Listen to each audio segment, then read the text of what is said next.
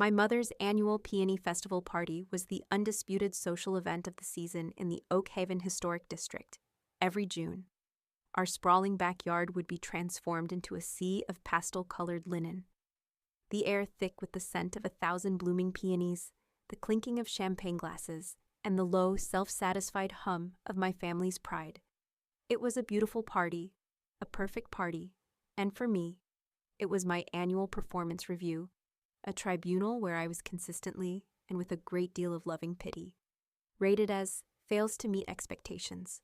If you've ever had a passion that your family just couldn't or wouldn't take seriously, you're going to get a kick out of this. Go ahead and hit that like and subscribe button, and let me pour you a glass of the very expensive, very ironic champagne I had to drink that day. Our family, the Thorns, were Oak Haven royalty, at least in our own minds. My great-grandfather had built one of the first houses on this beautiful, cobblestone street, and my parents lived in it still. A magnificent Queen Anne Victorian that was the jewel of the neighborhood. Their identity was inextricably linked to their address. They weren't just people. They were residents of the prestigious Oak Haven Historic District, a title they wore like a crown. I, on the other hand, was the family jester, the oddity, the disappointment. As I walked through the garden gate, I could already feel the familiar shift in the atmosphere. Conversations would pause for a half-second as I approached. Smiles would become a little tighter, a little more pitying. I was Cassandra Thorne, the family's resident cautionary tale. Cassie, darling. You made it, my mother, Eleanor, chirped, gliding toward me to plant a perfectly airbrushed kiss on my cheek. You look comfortable, in my mother's language. Comfortable was a mortal insult. It meant I was wearing a simple, elegant linen dress and a pair of flat, comfortable leather sandals instead of a designer cocktail dress and 4-inch heels. It meant I looked like a person who had walked here, which, in fact, I had. My small apartment was just a few blocks away. I was immediately cornered by the holy trinity of my family's judgment, my mother, my father, and my older brother, Richard. How are things, honey? My mother began, her voice full of a practiced, worried concern she had perfected over years of being disappointed in me. Are you staying busy with those little tours of yours? The tours are going great, Mom, I said with a smile I had also perfected over the years. A smile that was bright, cheerful, and completely impenetrable. My brother, Rich, a corporate lawyer who wore his ambition like a suit of armor, scoffed into his gin and tonic. High season for fanny packs and walking shoes. Is it, Cass? He asked, a smug, teasing grin on his face. I just closed the Miller Tate acquisition. Made partner. How's the tour guiding business finally turning a profit? We're doing just fine, Rich, I said, my smile never wavering. My father, Edward, a retired executive who now spent his days on the golf course and on the board of the Neighborhood Historical Society, looked at me with a heavy paternal sigh. Cassandra, he began, and I knew this lecture by heart. We're just worried about your future, a tour guide. It's a charming little job, but it's not a career. There's no pension in that. There's no stability. There's no prestige. He gestured around at the beautiful, expensive party, at the doctors and lawyers and bankers who were his friends. Your brother is building a legacy, he said, a partnership in one of the most respected firms in the state. You. He looked at me, and his voice was full of a genuine, heartbreaking disappointment.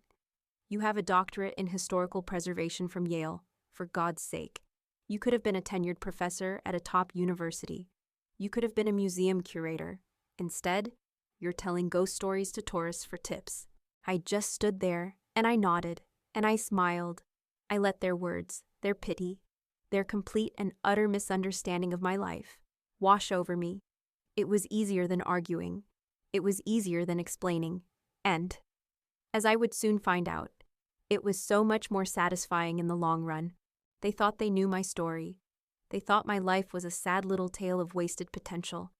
They had no idea they were only reading the cover of the book, and that the real story, the one I had been secretly writing for the last 5 years, was a sprawling, epic tale of wealth, power, and the quiet, delicious irony of being the secret queen of the very kingdom they were so proud to live in. As they continued to lecture me on my unserious life choices, my mind began to drift. I looked around their beautiful, perfect garden, the one my mother was so proud of. And I thought about the property survey I had commissioned a few months ago. I thought about how the old gnarled oak tree they loved so much, the one their party tent was anchored to, wasn't actually on their property. Its roots, and a good 10 feet of their prize-winning peony beds, were technically on the grounds of the house next door, the old dilapidated Montgomery estate, a house that, just 3 weeks ago, I had purchased through a blind trust. I looked at my brother, Rich, as he bragged about his new partnership and the corner office that came with it. I thought about the quiet, unassuming software I had developed during my PyKD program, a revolutionary program that used algorithmic analysis to create perfect, 3D digital archives of historical buildings. And I thought about the quiet, 8-figure deal I had made when I sold that software to a massive tech conglomerate in Silicon Valley.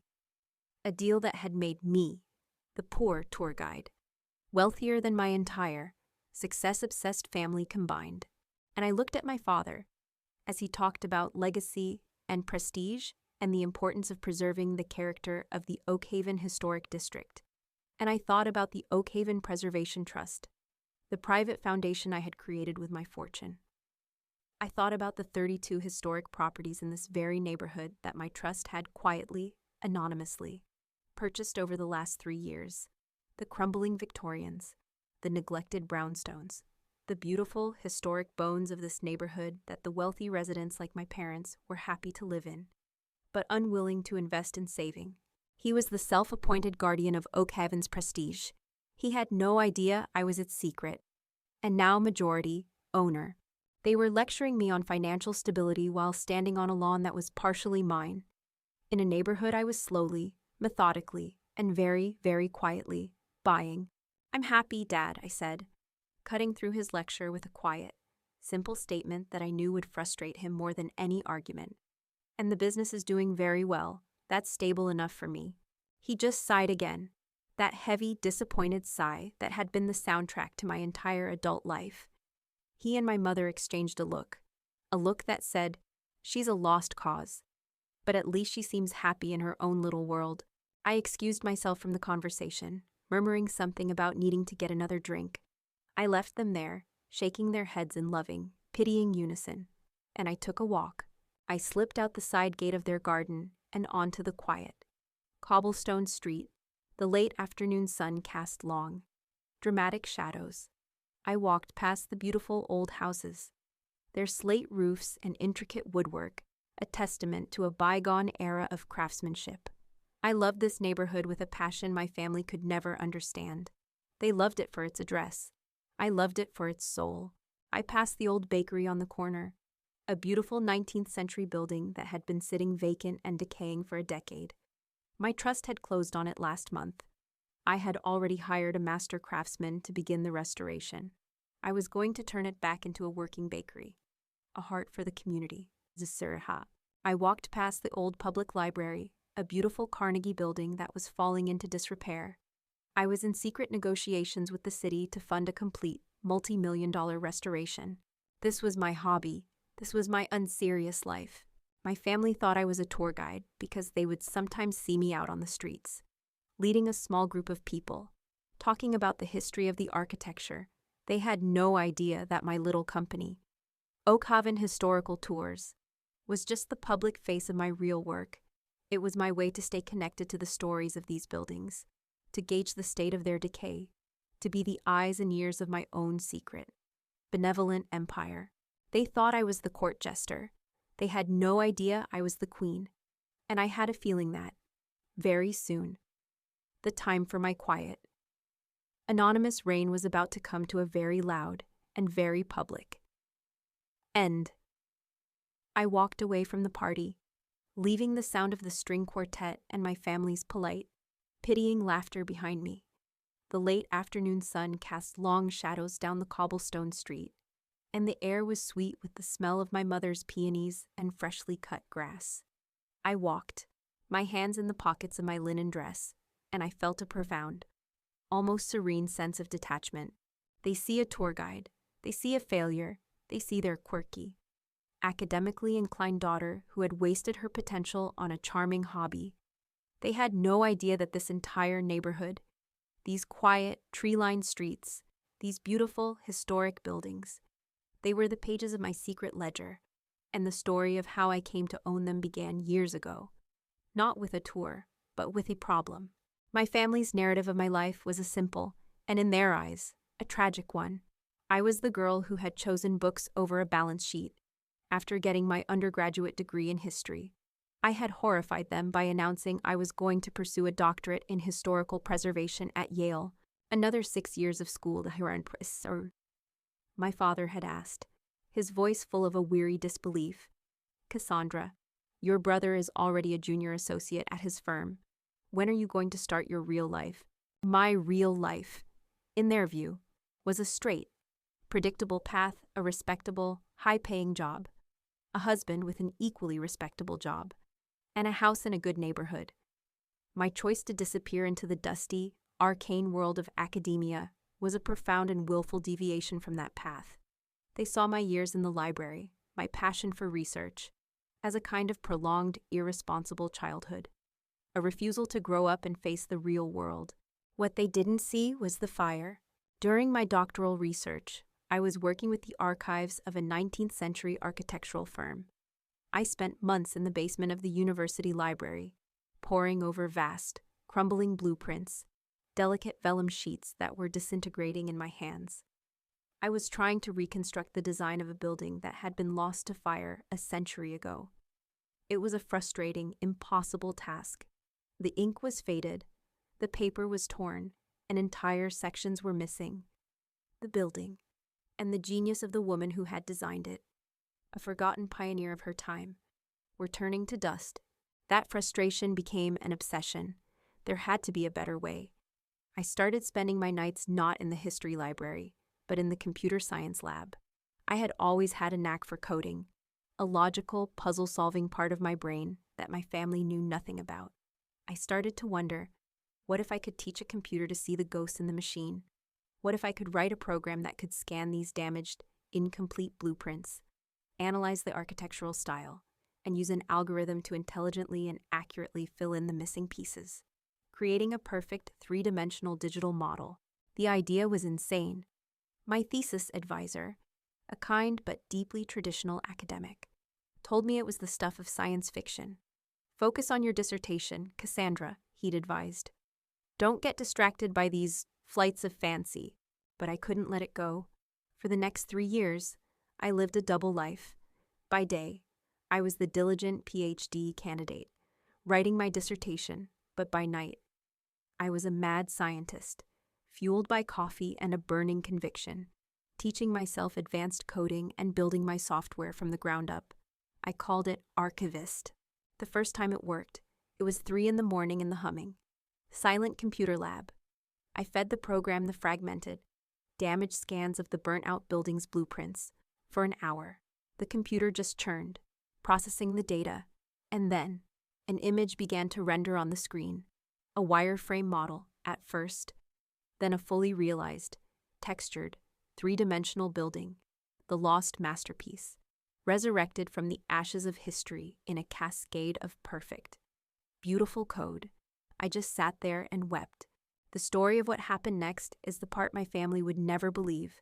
My flight of fancy attracted the attention of a visiting professor from MIT, who showed it to a friend in the tech world. 6 months after I defended my dissertation, I was not applying for teaching positions. I was sitting in a glass-walled boardroom in Palo Alto, surrounded by venture capitalists and tech bros in expensive hoodies, giving a presentation on a piece of software born from 19th century blueprints. A major architectural software conglomerate, the biggest in the world, wanted to buy it. Their offer was a number so large, so life-altering. It felt like a typo. Selling Archivist was a difficult decision. It felt like selling a child. But I knew they could give it a global reach I never could. A chance to save thousands of decaying buildings all over the world. And the money. The money was a tool. A powerful, dangerous, and wonderful tool. So, what does a 30-year-old history nerd with a brand-new 9-figure fortune do? My family would have expected a mansion, a Porsche, a new life on the opposite coast. I did the opposite. I came home. I had grown up watching Oak Haven, my beautiful, historic hometown, slowly die. The proud Victorian houses were falling into disrepair. Their owners, old families who could no longer afford the upkeep, were selling them off to slumlords who carved them into cheap apartments, or to developers who would tear them down to build soulless, beige condominiums. The soul of my town was being sold off, piece by piece, and I had the power to stop it. I met with the best, most discreet lawyers and wealth managers I could find, and we created the Oak Haven Preservation Trust. It was a private, philanthropic foundation with a single, massive goal to acquire, restore, and protect the historically significant properties of the Oak Haven district. And its primary operational directive was absolute, ironclad anonymity. I knew that if my name was attached, if my family found out, my quiet mission would become a chaotic, greedy circus.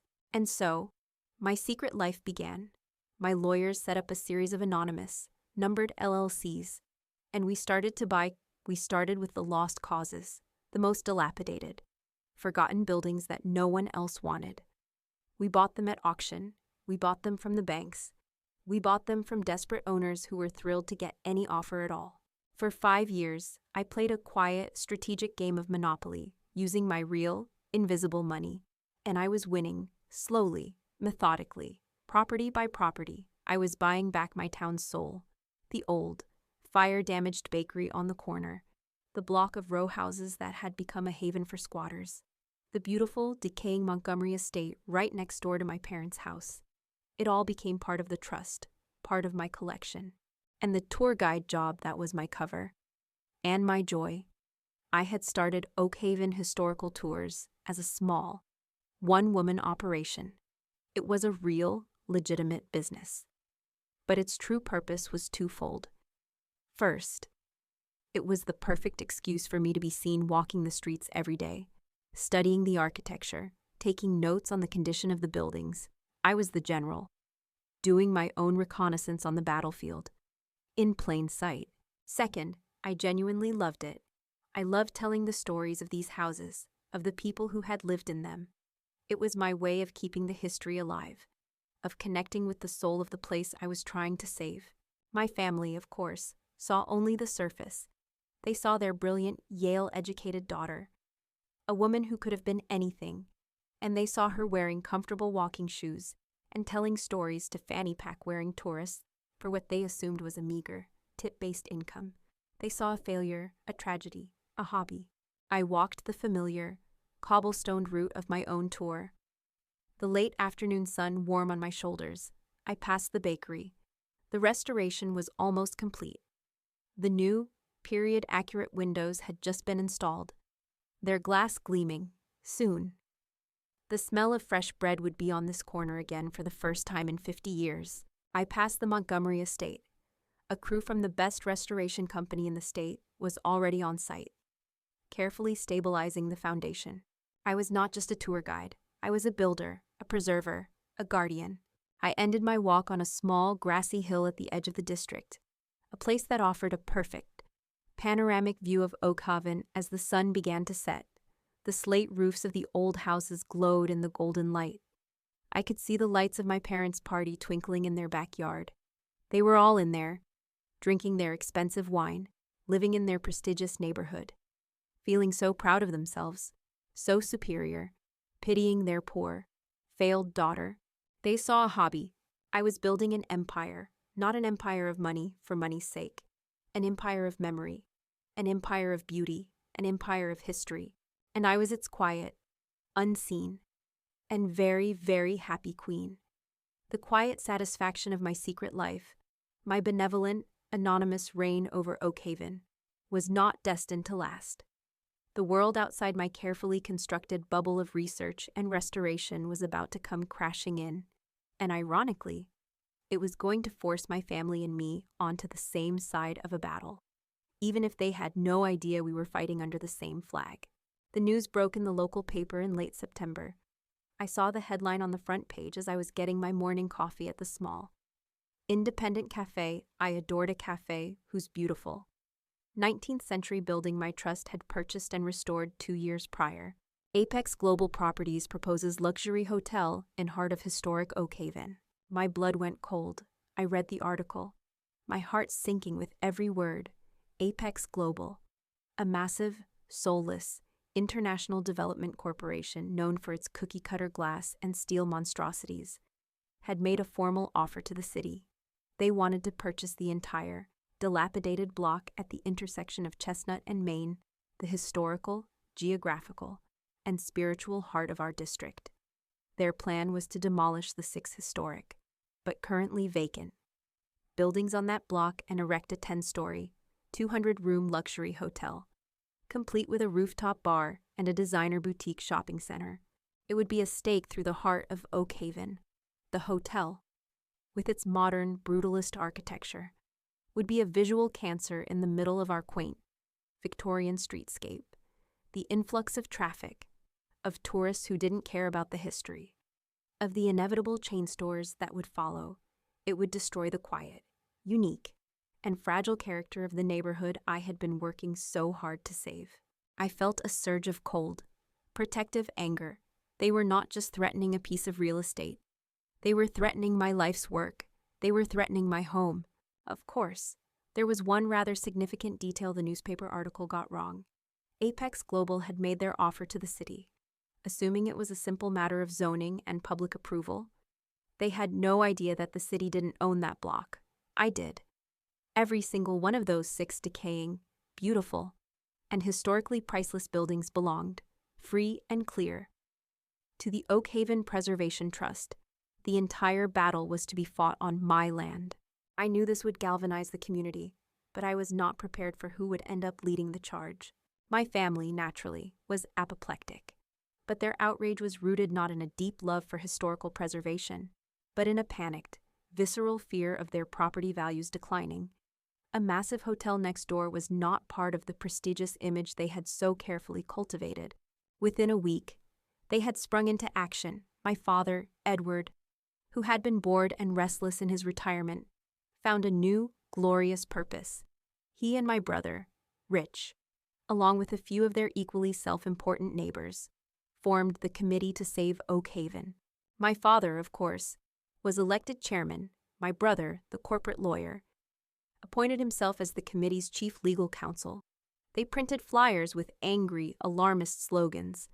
They started a petition, and they began holding strategy meetings in my parents' living room, a room I now had to enter as a guest to participate in a fight for a neighborhood I secretly owned. The irony was becoming a permanent resident in my life. As the owner of Oak Haven Historical Tours, I was, of course, invited to join the committee. My role, as they saw it, was to be their historical mascot. Cassie, this is perfect, my father had boomed at the first meeting. A chaotic, self-congratulatory affair held in my mother's pristine living room. 20 of my parents' friends and neighbors were there, all sipping my mother's Chardonnay and radiating a sense of righteous indignation. You can be our historical expert. You can dig up all the sad stories about these old buildings to make the developers look like monsters. He didn't see the history as something to be cherished. He saw it as emotional ammunition. So I played my part. I sat in on their meetings, on my mother's chintz sofa, and I listened. I listened as they debated legal strategies. I listened as they planned fundraisers. And most surreally of all, I listened as they strategized about how to appeal to the mysterious, anonymous owner of the properties. The key to this whole thing is the Oak Haven Preservation Trust, my brother announced at one meeting, pacing in front of the fireplace with a whiteboard marker in his hand, like he was in a corporate boardroom. They're the ones who own the block. The offer from Apex is contingent on the trust agreeing to sell. We have to convince them not to. How do we do that? My Aunt Carol asked. No one even knows who they are. I've been doing some digging, Rich said, his voice full of a self-important gravity. Legally, they're a fortress, a series of anonymous LLCs, all registered in Delaware, but I have my sources. The rumor is that the money comes from some reclusive tech billionaire out in California who has a soft spot for old buildings. I had to take a deep, calming sip of my lukewarm tea to keep from laughing. A tech billionaire from California. It was perfect. They had created a persona for me that was so much more impressive. in their eyes than the reality of their own daughter sitting right in front of them. "So what's the plan?" my father asked. "The plan," Rich declared, "is twofold. First, we launch a massive public relations campaign. We get the media on our side. We paint Apex as the evil, soulless corporation, and the trust as the potential savior of our town. Cassie," he said, turning to me, "this is where you come in. We need you to write up a series of articles, pamphlets, for the local paper, all about the history of these buildings. Lay it on thick. Talk about the widows and orphans who used to live there, whatever you can find." "The building on the corner was a documented stop on the Underground Railroad," I said, my voice quiet. "It's not just a piece of local history, it's a piece of national history." "Excellent, perfect," my father boomed. "See, that's exactly the kind of ammunition we need. Widows and orphans are good. But the Underground Railroad, that's pure gold." "Second," Rich continued, "we need to make a financial appeal. We need to show the trust that the community is willing to put its money where its mouth is. We're going to start a fundraising campaign. We'll raise money to show the trust that we can be a financial partner in their restoration efforts." To make a counter-offer against Apex, I just stared at him. My brother was, in all seriousness, proposing to start a fundraising campaign to raise money to offer to me, to convince me not to sell the properties I had never had any intention of selling in the first place. The situation had just transcended irony and entered the realm of the truly, beautifully absurd. For weeks, I lived this double life. By day, I was Cassandra Thorne, Pa.D., the quiet, anonymous president of the Oakhaven Preservation Trust, meeting with architects and restoration experts, reviewing financial models, and planning the multi-million-dollar, multi-year restoration of my beloved neighborhood. And by night, I was Cassie, the sad little tour guide, sitting on my parents' sofa, being tasked with designing the fundraising flyers and being lectured on the complex financial realities of the situation by my brother. "You see, Cass," he'd said to me one evening, in a moment of supreme, brotherly condescension, "this is the real world. It's not just about pretty old buildings. It's about zoning laws, and tax incentives, and shareholder value. It's a bit over your head, I know, but trust me, your dad and I, we've got this under control." And I would just nod and smile and say, "I'm sure you do, Rich. It's wonderful what you're all doing for the community." And in a way, it was. For the first time in their lives, my family was fighting for something outside of their own selfish interests. Their motives were impure, driven by property values and prestige, but their actions were, for once, noble. They were accidentally, and with great blustering self-importance, doing my work for me. They were rallying the very community I was trying to save. The battle culminated in the announcement of a town hall meeting. The city council had called a special session to debate the Apex development proposal. The developers would be there. The committee to save Oakhaven would be there to present their case, and the flyer announced in a dramatic font. The final decision from the mysterious Oakhaven Preservation Trust would be announced. The night before the meeting, my family held one last, frantic strategy session. My father was practicing his big, heartfelt speech in front of a mirror, a speech full of soaring rhetoric about the soul of our town and the sacred trust of our ancestors. He was casting himself as David, about to face the Goliath of corporate greed. He was so proud of himself, so sure of his role as the hero. He had no idea that he wasn't David. He was just a supporting character, and he had no idea that the giant, the mysterious benefactor, the one person who held the entire future of his beloved, prestigious neighborhood in her hands, was his own quiet, unsuccessful, and deeply underestimated daughter. The future of Oakhaven did, in fact, hang in the balance, and I, the humble tour guide, was the only one who knew which way it was about to fall.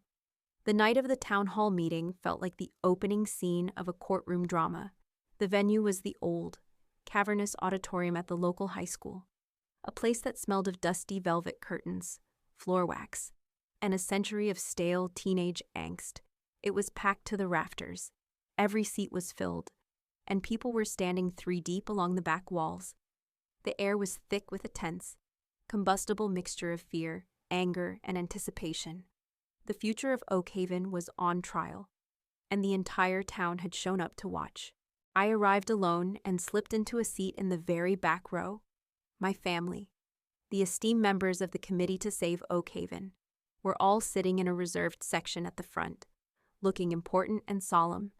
They were the generals, preparing for their big, public battle. I, the secret queen of the entire kingdom, was content to be an anonymous foot soldier in the back, observing the field. On one side of the stage sat the developers from Apex Global Properties. They were a trio of young, slick-looking men in sharp, dark suits, their faces radiating a confident, reptilian charm. They looked completely out of place in our quaint, historic town, like a pack of wolves that had accidentally wandered into a petting zoo. On the other side sat the members of the city council, a group of well-meaning but overwhelmed local politicians, who looked like they would rather be anywhere else. The meeting began with the Apex presentation. A young executive with perfect hair and a soulless smile walked to the podium and launched into a PowerPoint presentation that was a masterpiece of corporate doublespeak. He didn't talk about demolishing buildings. He talked about urban revitalization.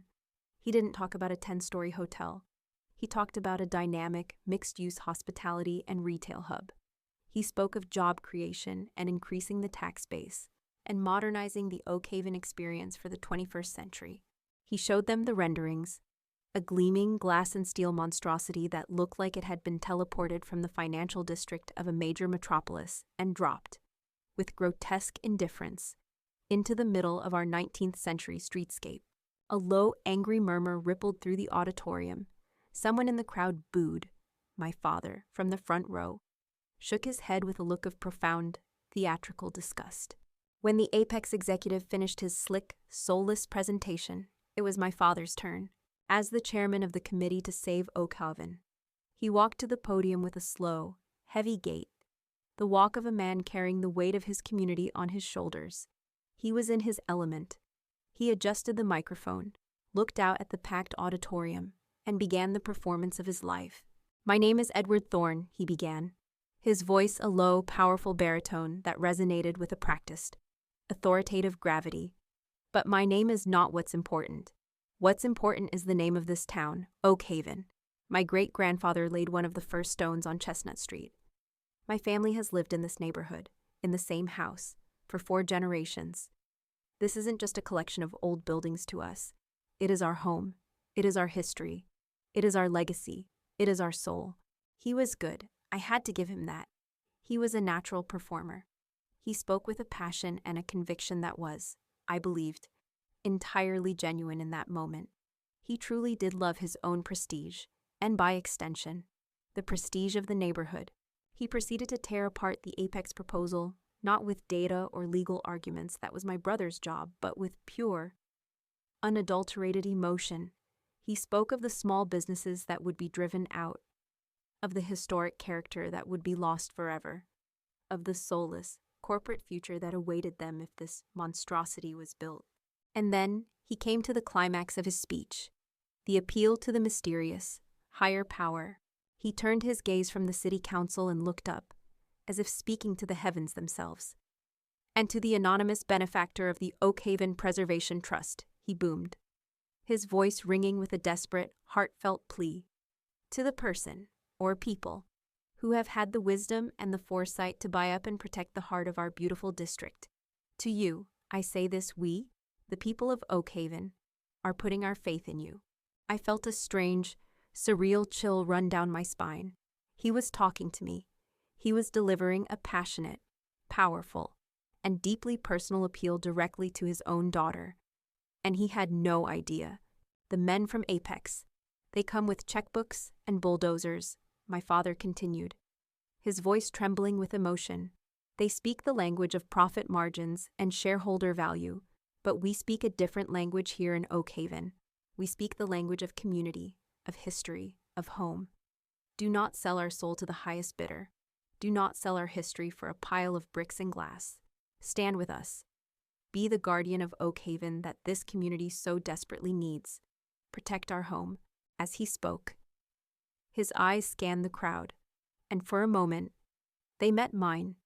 He saw me, sitting in the back row, his quiet, unsuccessful daughter, and his expression softened into a familiar, fleeting look of pity and condescension.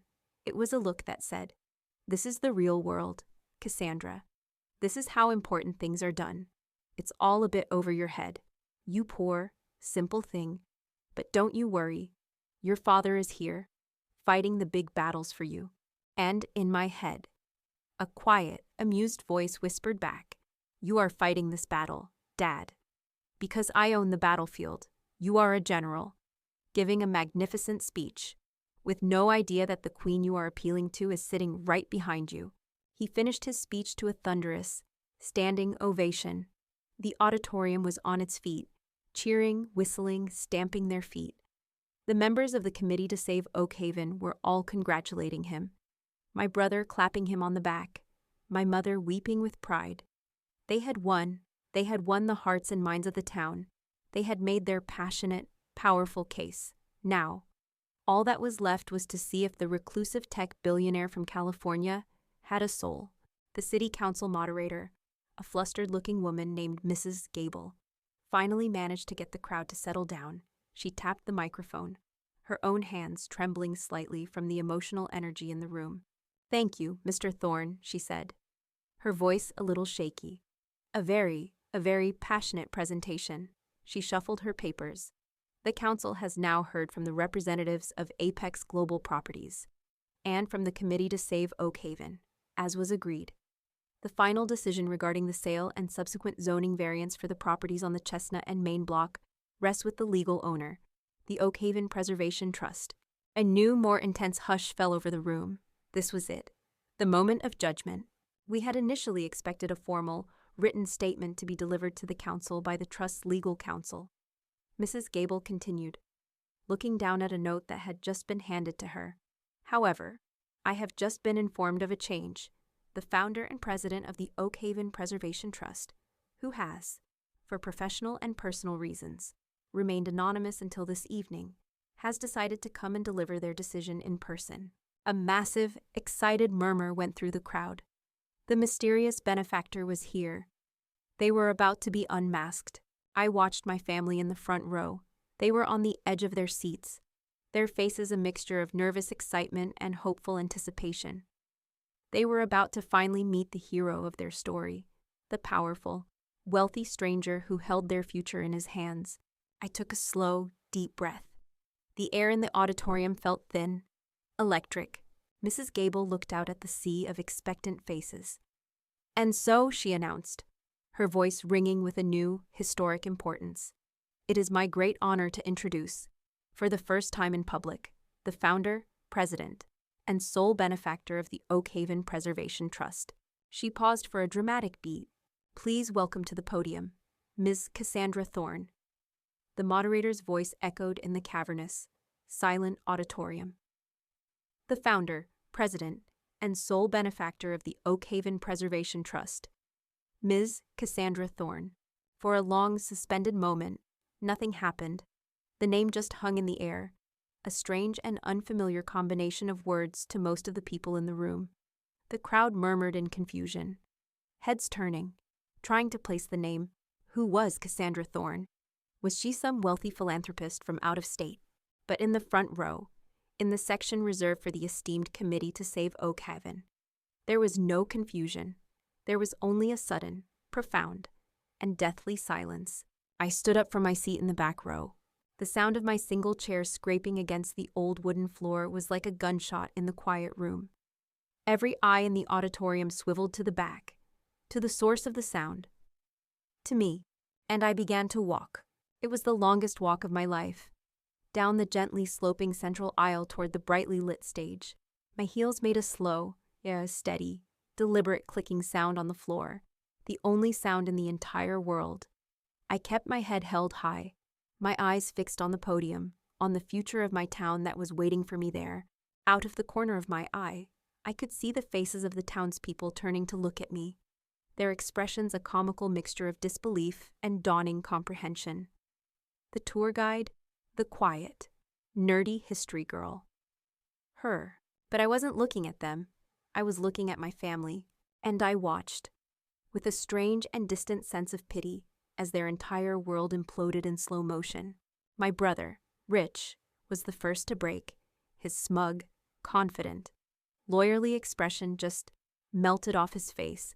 His mouth fell open, his eyes went wide, and he looked from me to the stage and back to me, his brain visibly short-circuiting as it tried to reconcile the two impossible realities: Cassandra, the pathetic tour guide, and Cassandra, the mysterious, powerful head of the multi-million-dollar trust.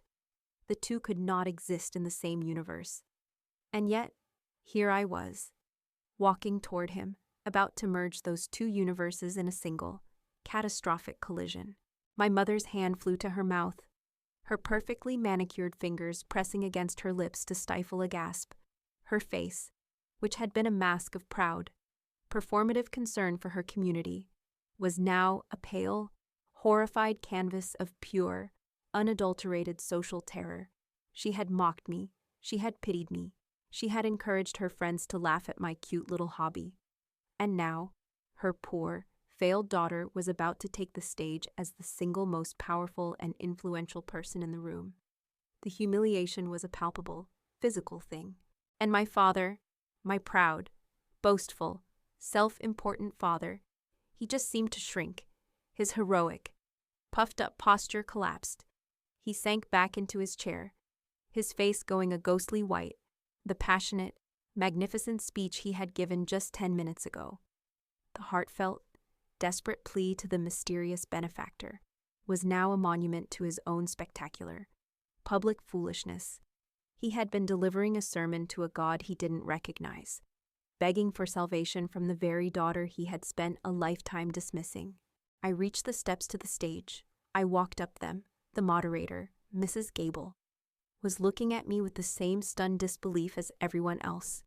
I gave her a small, reassuring smile. I reached the podium.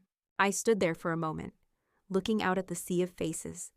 The room was so quiet I could hear the hum of the fluorescent lights overhead.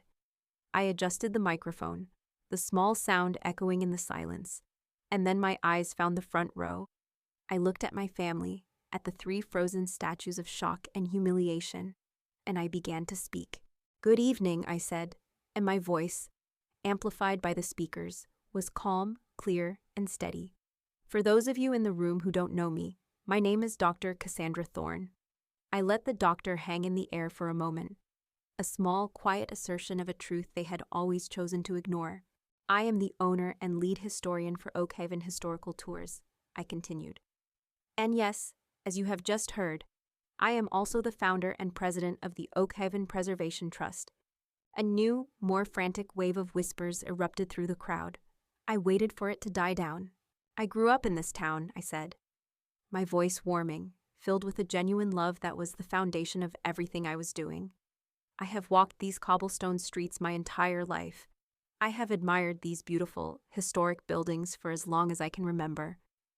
They are not just a collection of bricks and mortar to me. They are our story. They are our soul." And I, like all of you, was horrified by the proposal put forth by Apex Global Properties. I turned slightly to look at the three slick suits from Apex, who were now looking at me with a new, panicked respect. "I have reviewed your generous financial offer," I said, my voice now taking on a colder, more businesslike tone. "And I have listened to your presentation on urban revitalization, and on behalf of the trust, I can tell you that our decision is clear." I turned back to the audience, to the townspeople, to my family. "We will not be selling these properties," I declared, my voice ringing with a finality that left no room for doubt. "Not to Apex Global, not to anyone, not now, not ever." The auditorium exploded. The cheer was a physical thing, a wave of pure, unadulterated joy and relief that washed over me.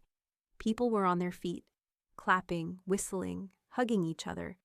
The Committee to Save Oakhaven, my family's little vanity project, had won, and their hero, the mysterious benefactor they had been praying to, was the daughter they had scorned. I held up a hand, and the crowd, after a moment, began to settle down again. "But we are not just saying no to this new development," I continued, my voice rising with a new passion. We are saying yes to a better one, a real one. We are saying yes to Oak Haven. I looked out at them, my neighbors, the people I had grown up with. The Oak Haven Preservation Trust is, effective immediately, embarking on a full, privately funded, multi-million-dollar restoration of the entire Chestnut and Main block. Another, even bigger, cheer erupted. We are not just saving these buildings, I called out over the applause. We are bringing them back to life. The old bakery on the corner will become a working bakery again, with affordable housing for its employees on the floors above. The old ironworks building will be transformed into a community arts center and a vocational school for traditional crafts. And the residential buildings will be meticulously restored and turned into beautiful, rent-controlled apartments for the teachers, artists, and young families who are the true heart and soul of this community. I was laying out my dream, my secret 5-year plan, for the entire town to see. This wasn't just a preservation project, it was a community building project. We are not just saving Oak Haven's past, I finished, my voice ringing with a conviction I had held in my heart for years. We are investing in its future, a future that values community over corporations, that values history over hotels, and that values its soul over its bottom line. I was done. I looked out at the sea of happy, weeping, cheering faces, and then my eyes went, one last time, to the front row. They were not cheering, they were not clapping, they were just sitting there, frozen, small, and utterly, completely defeated. Adrift in a sea of celebration they could no longer be a part of. My father was staring at his hands in his lap.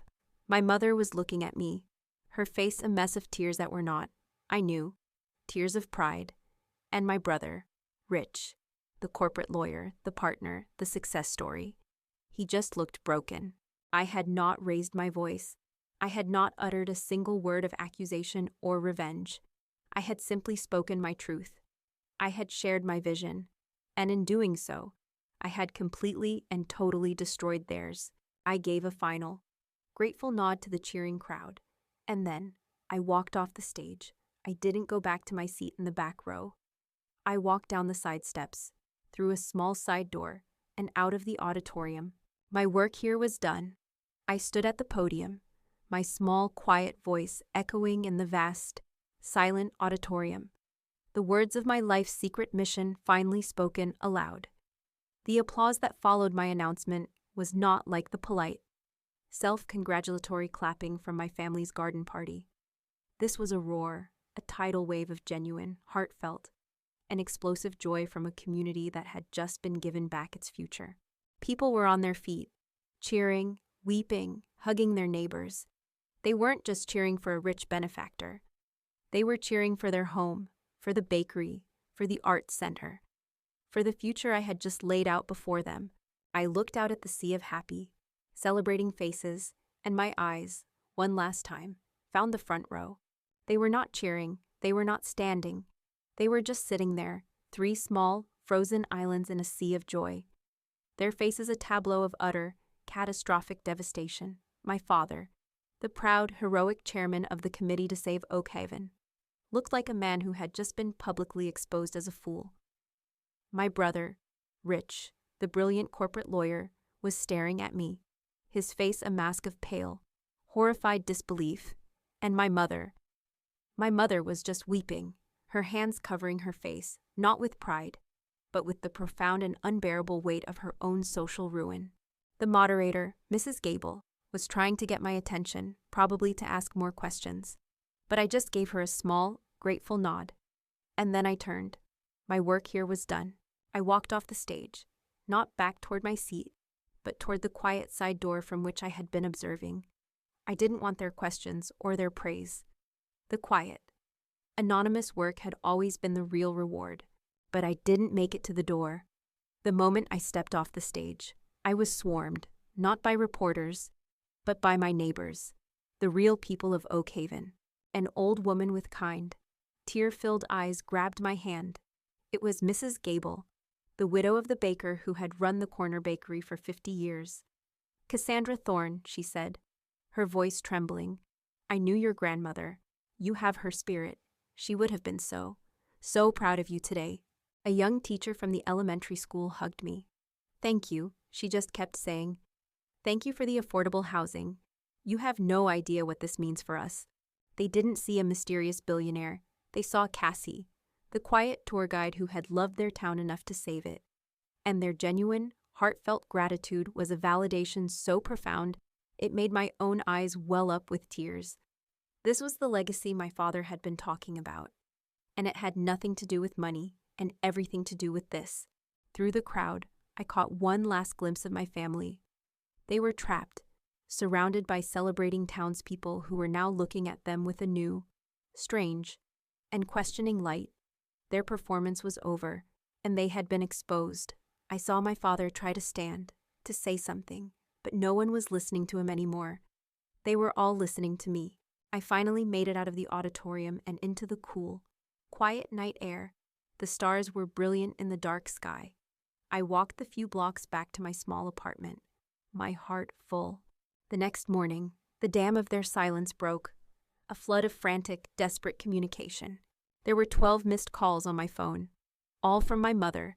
The voicemails were a rambling, incoherent mess of tears, accusations, and a pathetic, fumbling attempt at pride. Alani, darling, it's Mom. Please call me back. We had no idea. Why didn't you tell us? We are just so proud of you, and so shocked. Your father he's not taking this well. You've made him look like a fool. How could you do that to him? But we're so proud. We have so many ideas for the restoration. My father sent a single terse text message. We need to talk. You've made a mockery of this entire family. And my brother, Rich, sent a long multi-page email. It was a masterpiece of legalistic maneuvering, an attempt to rationalize the situation, reframe his own condescension, and of course, to position himself to profit from my success. Dear Cassandra, it began. After deep reflection on last night's surprising events, I see a tremendous opportunity for synergy between my firm's expertise in real estate law and the Trust's ambitious new project. I have taken the liberty of drawing up a preliminary proposal for retaining our services. The audacity of it was almost impressive. I sat at my small kitchen table, a cup of coffee in my hand, and I considered my response. The old me, the dutiful, peacekeeping daughter, would have been torn apart by their messages. She would have felt guilty for their humiliation, responsible for their feelings. She would have called them back. But I was not the old me anymore. I opened my laptop and typed a simple email. I addressed it to all three of them. It was sent not from my personal account, but from my official 1C, Thorn Oak Haven Preservation Trust, org. Subject: Oak Haven Restoration Project. Dear Edward, Eleanor, and Richard, thank you all for your recent messages and your interest in the Oak Haven Restoration Project. It is an exciting time for our community. The Oak Haven Preservation Trust is currently in the process of finalizing its organizational structure and vetting all potential contractors and legal partners. All professional inquiries, including but not limited to legal, design, and construction proposals, should be submitted via the official portal on our new website, which will be live next week. We will be reviewing all submissions in due course. I look forward to seeing you all at the next family holiday. Sincerely, Dr. Cassandra Thorne, President, Oak Haven Preservation Trust. It was polite, it was professional, and it was a declaration of independence. It drew a massive, uncrossable line in the sand between Cassandra, the President, and Cassie, the daughter and sister. It demoted them from their self-appointed role as my advisors and critics to mere members of the public. I hit send, and I felt the last, heavy chain of their expectations fall away. It's been a year. Oak Haven is coming back to life. The smell of fresh bread and coffee now wafts from the corner bakery. The old Ironworks building is a thriving community arts center, its kilns and workshops full of a new generation of creators. The restoration projects are ahead of schedule. The town is healing. And so am I. My relationship with my family is quiet. We see each other at holidays. The conversations are strained, awkward. The old power dynamic is gone, but it has been replaced by a grudging, resentful, and deeply uncomfortable respect. They can no longer pity me, and so they do not know how to talk to me. They can't comprehend my world, and they now know that I was never a part of theirs, and that, I have learned is okay. My name is on the building now. The Chandler Medical Institute was officially renamed the Dr. Alani Vance Center for Cellular Research last month. It's a strange, public thing. A name carved in stone that still doesn't quite feel like me, because I know that the building was never the point. The real legacy is the work we do inside it. It's in the quiet discoveries, the slow, painstaking pursuit of the truth, the potential for a future free of the diseases that took my grandmother. My family was obsessed with the frame. They never understood that the only thing that truly matters is the picture you paint inside it. So, if you're out there, and you're working on your own quiet, secret masterpiece, and the people around you just don't get it, don't you dare let them stop you. Don't let their small imaginations limit the size of your dream. Build your own kingdom. Build it with love and with passion and with a quiet, unshakable belief in your own worth, even if you have to do it in secret. Because one day, the world, and maybe even your own family, will find themselves standing inside what you've built, wondering how such a magnificent thing ever came to be.